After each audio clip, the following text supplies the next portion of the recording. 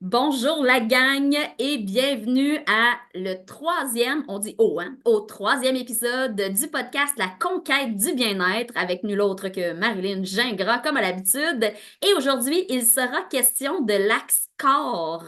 Dans les derniers épisodes, oui, on a fait l'axe conscience, l'axe cœur et je t'ai présenté mon histoire, mais là, on va voyager justement dans tout ce qui est contenant. Donc, le contenant va parler pour son contenu, ta structure est faite pour quelque chose et on va aller donc démystifier tout ce qui est en lien avec ton corps physique. Vous êtes prêts?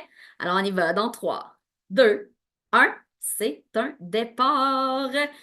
Bienvenue dans le podcast d'Axe Santé. Mon nom est Marilyn Gingras, je suis ostéopathe, kinésiologue, coach holistique en santé intégrative, fondatrice du Centre interdisciplinaire Axe Santé en Estrie, en plus d'être créatrice du concept des 3 axes de la santé, conscience pour tout ton état d'esprit, tes émotions, le cœur avec les fonctions internes telles que la digestion, les hormones, le sommeil, ainsi que le corps pour toute ta structure physique.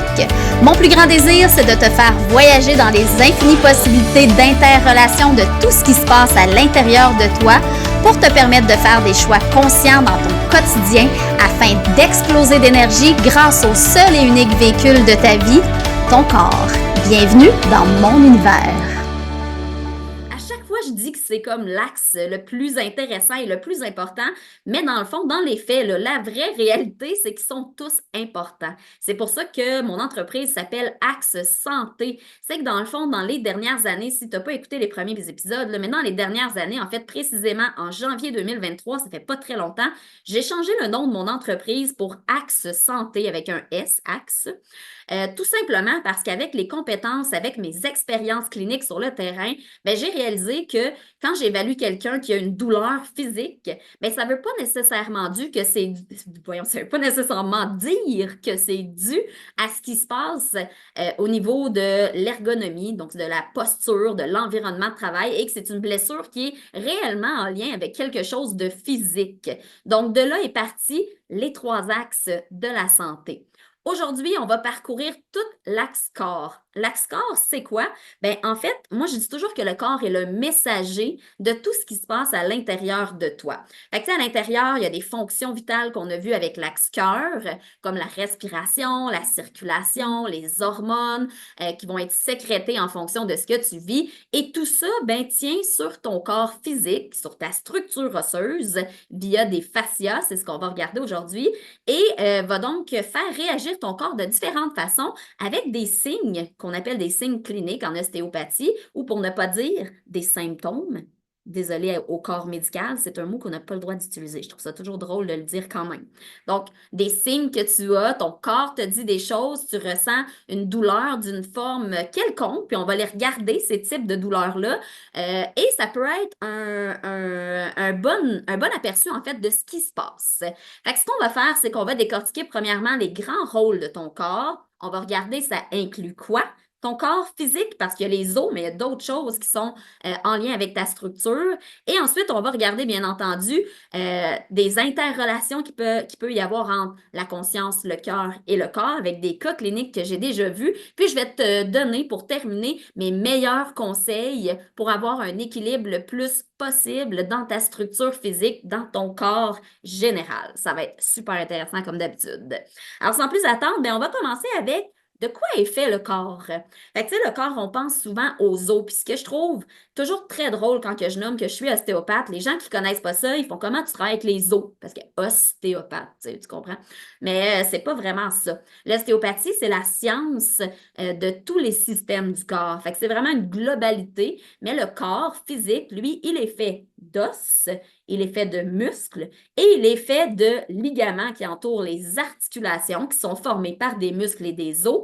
Donc, on a des ligaments, on a des capsules articulaires, on a des tendons musculaires et finalement, on a les nerfs qui, eux, sont en fait ceux qui permettent de transmettre des signaux pour que ça s'effectue. Fait que, par exemple, tu veux aller chercher ta bouteille d'eau au loin, il y a un signal, il y a quelque chose qui se passe très rapidement, évidemment, dans ton cerveau qui envoie une afférence, donc ça vient de l'extérieur, et ensuite tu vas effectuer, ton muscle va se contracter pour aller chercher ta bouteille, par exemple. Donc, L'os va avoir plusieurs rôles, mais si on les décortique toutes, les os, tout d'abord, qui sont les différents os que tu as dans ton corps, on a 206 os, c'est mon truc, 6, des ciseaux. Es-tu bonne?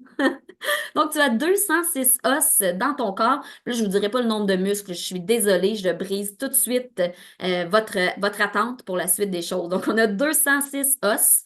Et ces os-là vont servir, en fait, de permettre le mouvement. Donc, 2 os ou plusieurs os, parce qu'ici, on a 2 et on a le troisième ici, l'humérus, donc radius et l'ulna avec, c'est drôle parce que j'ai toujours le fémur, l'humérus, mais le fémur est en bas en passant. Je ne suis pas enseignante. Je ne suis pas du tout enseignante. Je suis enseignante en ostéopathie.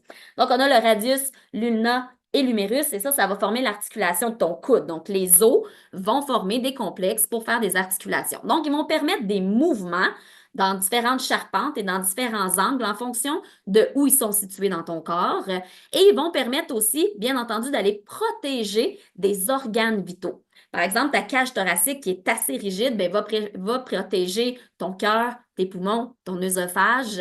Donc, souvent, quand il y a des os qui sont massifs, il va y avoir quelque chose à protéger en arrière. La tête est un très bon exemple. Ton cerveau est protégé par une structure osseuse qui est très rigide, évidemment, parce que le cerveau est fragile. C'est comme une éponge presque, là. Donc, très important, il va servir, oui, de mouvement, en fait, de pouvoir créer des mouvements, de protéger, et il va surtout servir aussi de soutien à tous tes organes. Puis ça, je le dis tout le temps à tous mes clients parce que quand j'évalue, puis je dis, ah, crème, ça semble venir de, par exemple, l'enveloppe du foie. Ton corps, tes organes ne tiennent pas dans le vide, c'est évident. Donc oui, ils baignent dans un liquide, mais ça prend quelque chose qui va les faire tenir ensemble. Je commence déjà à avoir une petite voix rouge. Je sors d'un gros rhume. Je m'excuse. On s'en vient vers Marjo. Ça va être très drôle. Donc, support, protection et mouvement.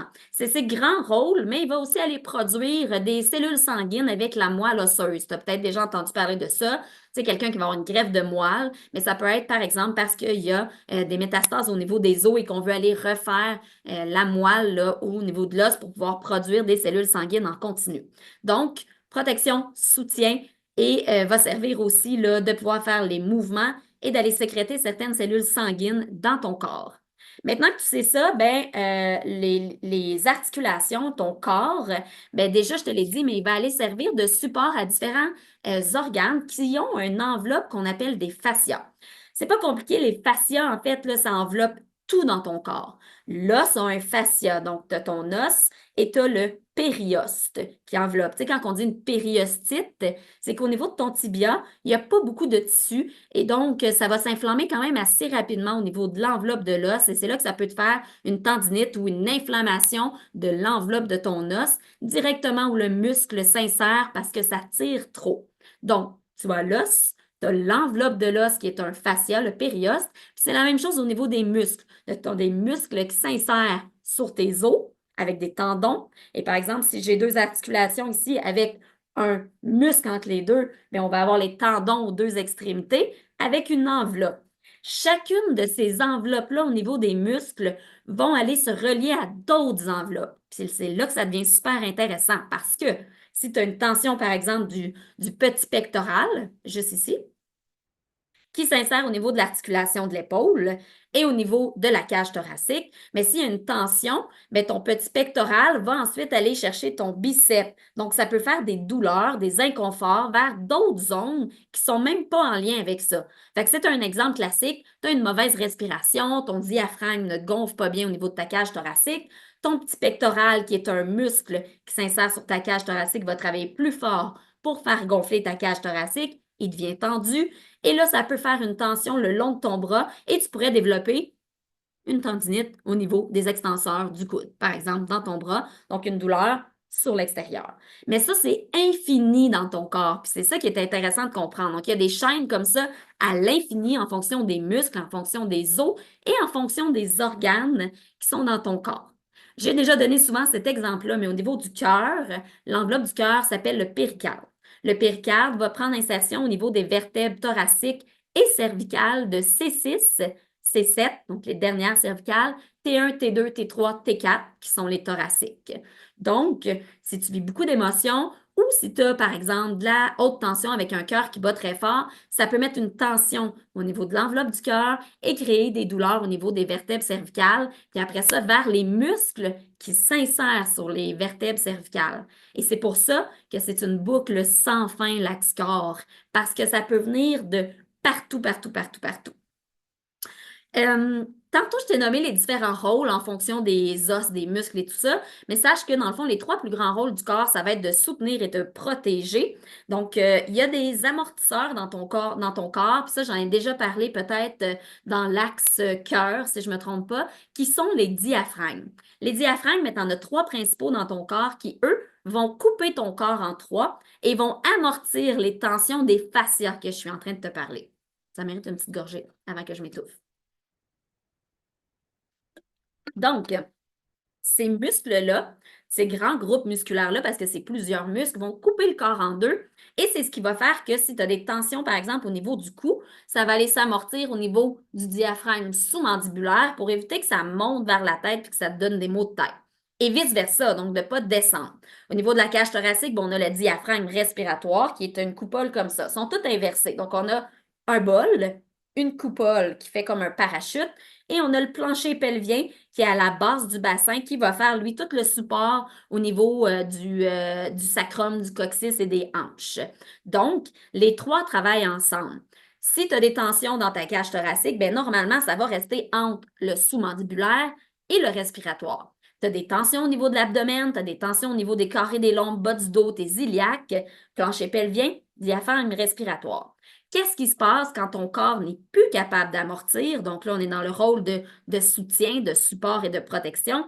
Si c'est plus capable d'amortir, il va avoir une fuite et ça va monter parce qu'après, ton diaphragme respiratoire, par exemple, va recevoir des muscles qui viennent d'en haut aussi. Et donc, là, ça peut faire des chaînes qui vont de la tête jusqu'aux pieds, des tensions qui suivent un trajet en fonction des enveloppes tissulaires et en fonction des zones où tu vas créer des lésions, où ton corps a accumulé. Donc, ensuite, on a le mouvement. Mais le mouvement, c'est très simple à comprendre. Ton corps est fait pour bouger, toutes tes articulations. Ton corps n'est pas fait pour être immobile. Ça veut dire que si tu fais du travail de bureau puis que tu fais juste bouger le haut de ton corps, bien, je t'annonce qu'il faut que tu bouges minimum aux heures pour permettre au corps, de diminuer les tensions au niveau des tendons, des muscles, mais aussi permettre la circulation au niveau de tout ce qui est sanguin, au niveau des cellules, au niveau des nerfs. 2 petites secondes. Si tu as écouté mon épisode 0, quand je deviens énervée, je parle vite, puis là, ben, j'ai pas de souffle à cause de ma toux. Fait que là, je vais m'étouffer. Donc, le mouvement, bien évidemment, c'est fait, ta structure est faite comme ça. Quand tu es assis, il y a une bascule des hanches. On va parler du centre de gravité tantôt, mais ça peut avoir un impact quand même assez massif sur toute ta colonne vertébrale au niveau des disques vertébraux et faire des problèmes qui sont malheureusement non réversibles par la suite. Alors, c'est important, il est fait pour être en mouvement. Si tu es immobile plus que tant de temps dans ta journée, bien évidemment, c'est là qu'il va y avoir de l'accumulation de tension et que tu vas développer des douleurs, des inconforts dans des zones précises. Le corps va aussi permettre d'exprimer. Puis ça, je trouve ça beau et intéressant. Tu sais, la danse en est un, justement, exprimer des mouvements. Quand tu es en colère, tu vas être positionné d'une façon. Quand tu es triste, souvent, tu vas être un peu plus écrasé, tu vas avoir les épaules arrondies. Quand tu es joyeux, quand tu es fier, tu vas avoir une grande ouverture. Donc, le corps est vraiment fait pour, exprimer le non-verbal de ce que toi, tu as envie de projeter et aussi s'exprimer en fonction de ton environnement.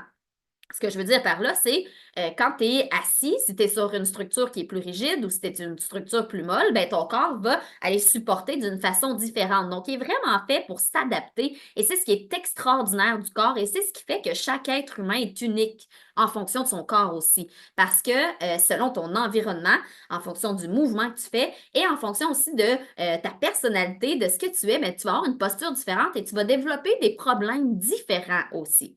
Donc, les trois grands rôles, en fait, de ton corps physique, si on enlève là, les rôles là, des os, des muscles et tout ça, ben, c'est de soutenir et de protéger avec les amortisseurs que je t'ai parlé, de permettre le mouvement et de s'exprimer de différentes fonctions, de différentes façons en fonction justement de tes émotions ou de tes fonctions internes.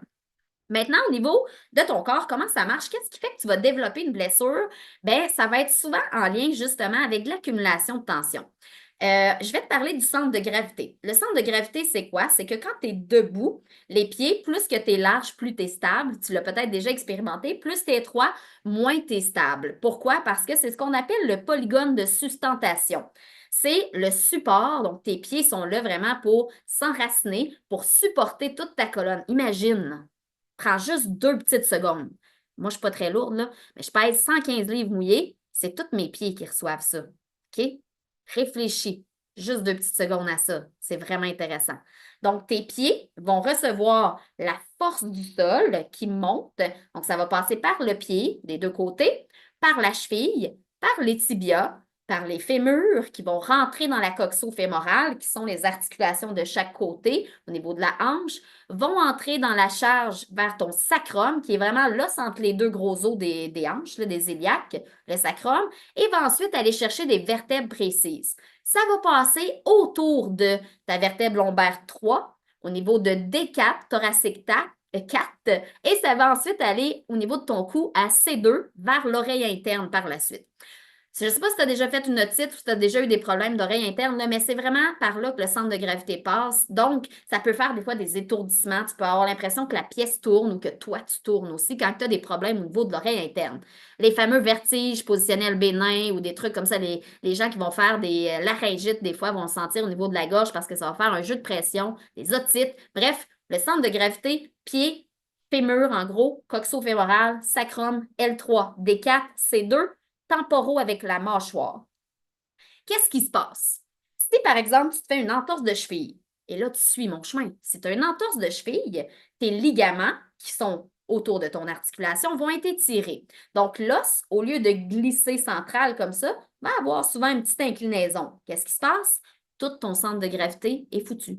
Je te l'annonce. Si ça part de ta cheville, t'es mal pris. Et là, je pense à mon amie Catherine. Je ne sais pas pourquoi, je te dis ça. Je ne sais pas si tu m'écoutes, mais je pense à toi. Donc, le centre de gravité va être carrément tassé. Qu'est-ce qui se passe?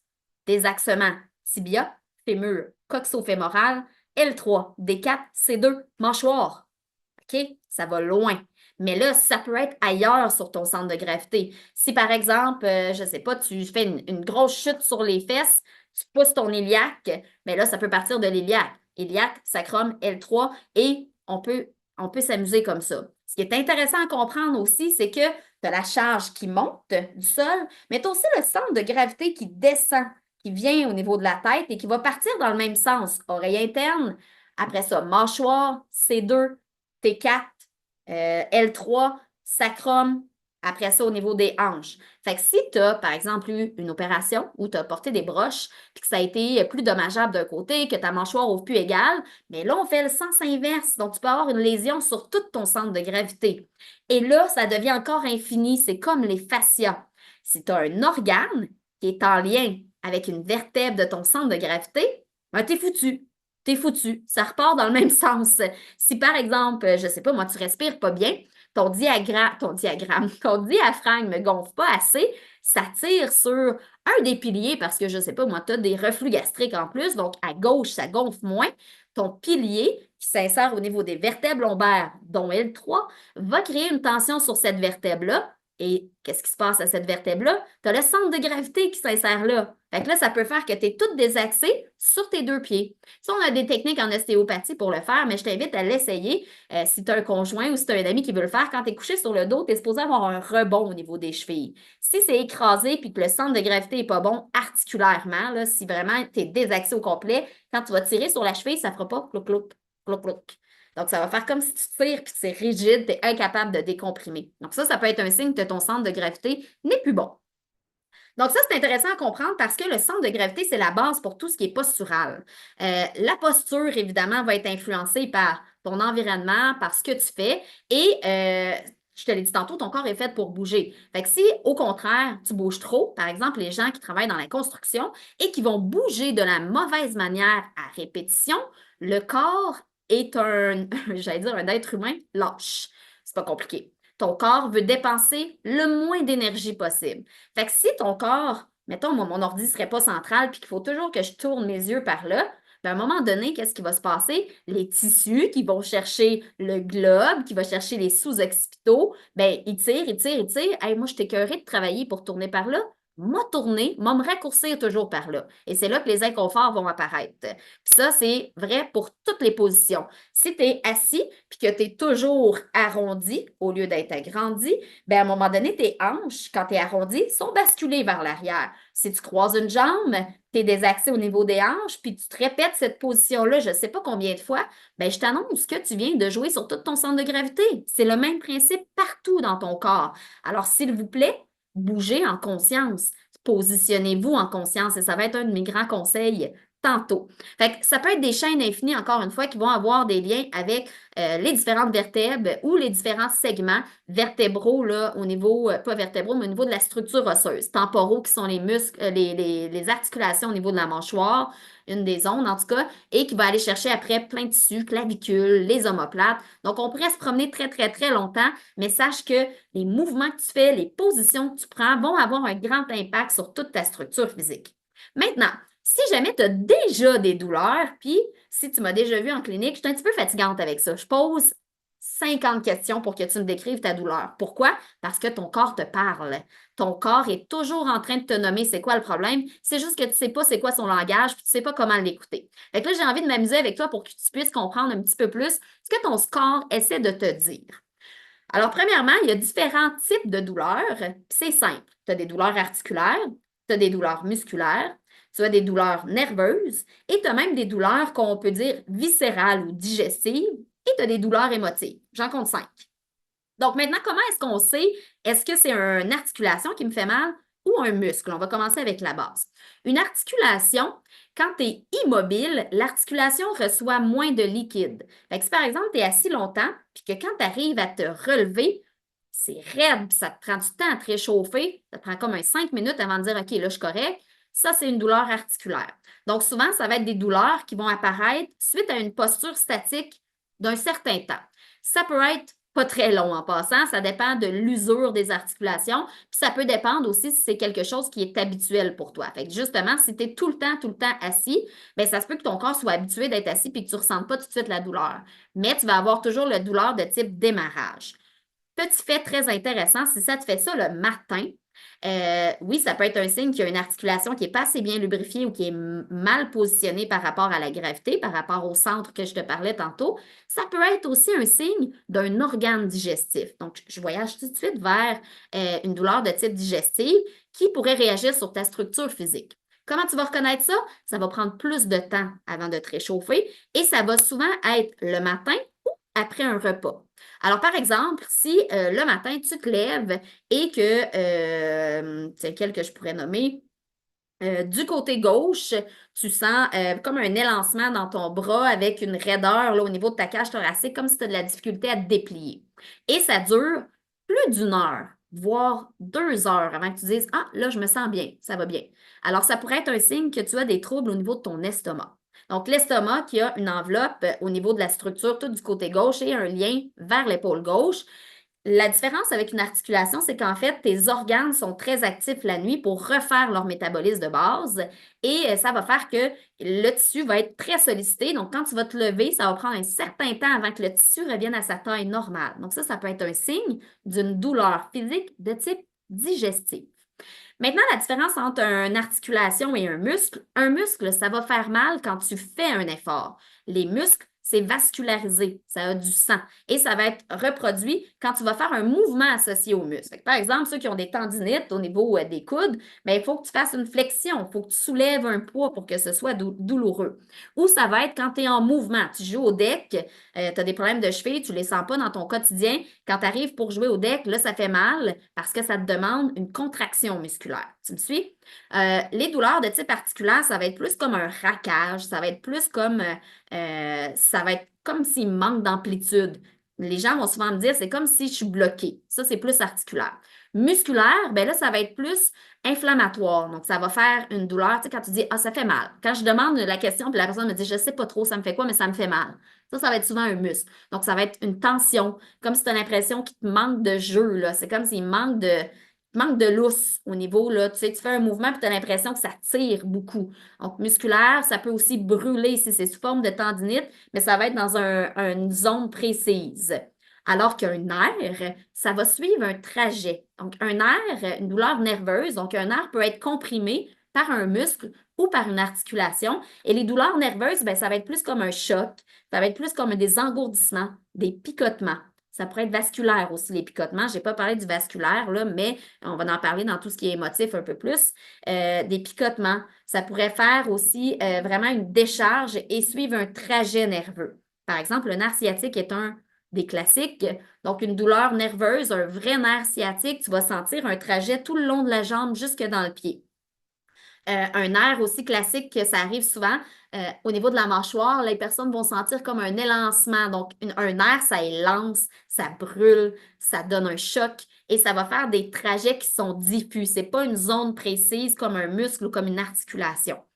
Les douleurs de type viscéral, j'en ai parlé un petit peu, mais les douleurs de type viscéral vont souvent arriver après le repas, tu sais, le temps que tu digères un petit peu. Fait que, mettons, tu manges, tu vas te sentir ballonné, ça peut te faire mal dans le dos. Essaie de toujours remarquer. Menstruation, c'est un classique ça aussi. Les femmes qui ont des menstruations douloureuses ou qui ont eu, si tu as déjà vécu un accouchement, des contractions qui font mal dans le dos, c'est parce que ton utérus s'insère sur ton sacrum. Donc, il y a des ligaments. Fait que si tu as des menstruations et que ça fait mal dans le bas de ton dos, mais ça veut dire qu'il y a peut-être un petit désaxement au niveau de ton utérus ou peut-être qu'il est basculé vers l'avant et que ça crée beaucoup de tension dans le bas de ton dos. Fait que ça aussi, c'est un signe. Si ça tire juste d'un côté, c'est peut-être tes articulations qui sont mal positionnées, qui ne sont pas dans l'axe, qui font que ça tire sur ton utérus.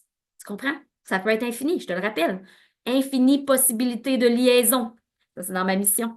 Et finalement, ben, il y a les douleurs de type émotive, ce qu'on appelle psychosomatique. Puis ça, je sais que c'est difficile à recevoir quand un thérapeute vous dit ça. Moi, je n'oserais jamais dire ça à un de mes clients. Mais souvent, je vais quand même emmener le terrain quand je vois que ça ressemble à ça.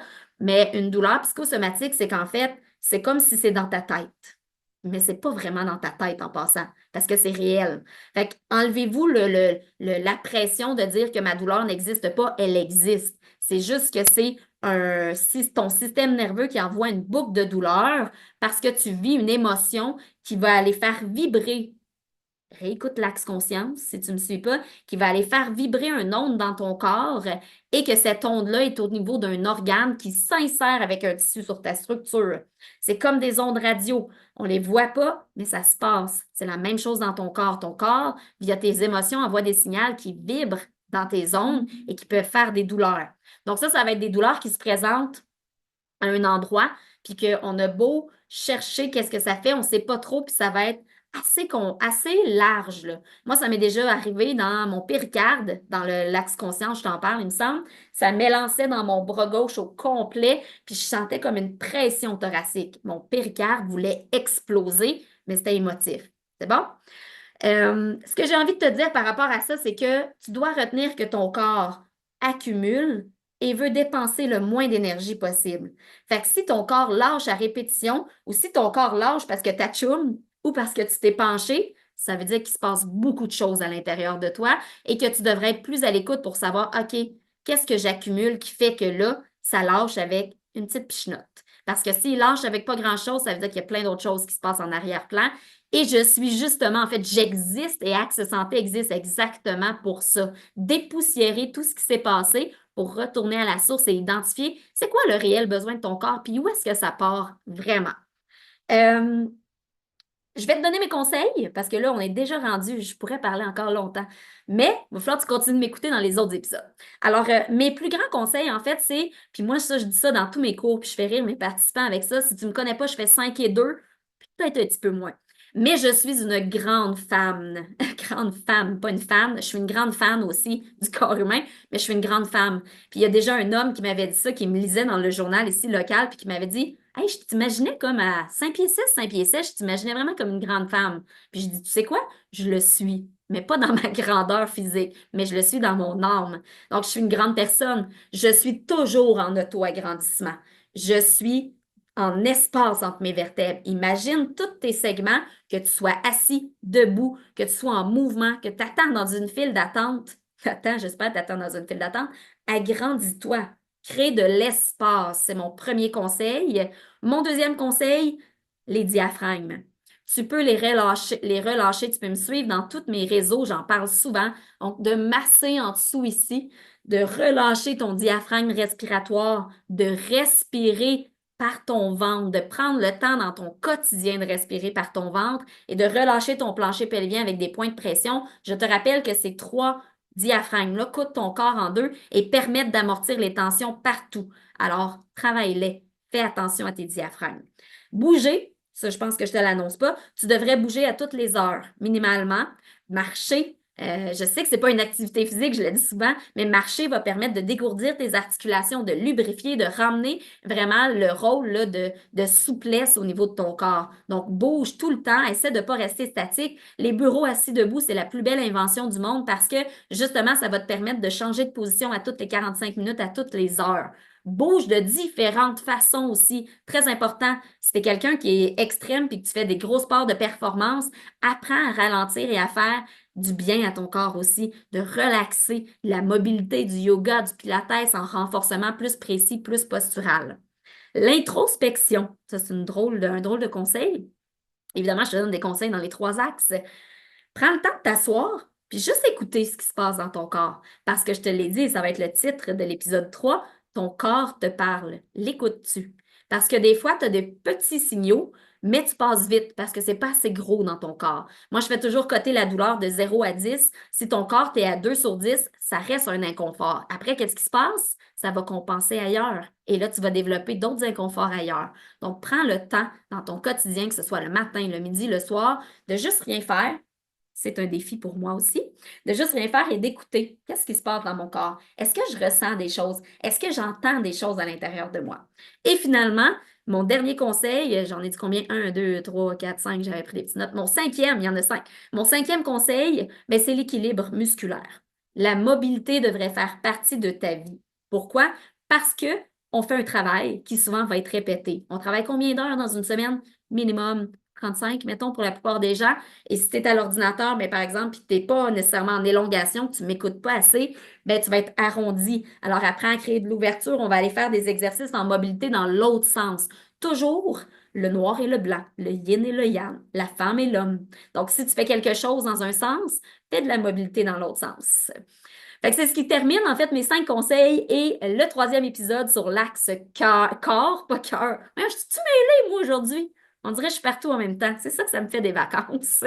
Alors, je t'invite évidemment à partager, à commenter. Je laisse le live quand même sur Facebook, mais tu peux m'écouter sur YouTube, sur Spotify. Va coter, faire des commentaires, évidemment, pour partager la bonne nouvelle de mon podcast que j'adore faire parce que c'est comme un upgrade un peu de mes lives et ça me fait encore plus réfléchir et je suis une grande passionnée de la communication, de te permettre d'apprendre et du corps humain, bien entendu.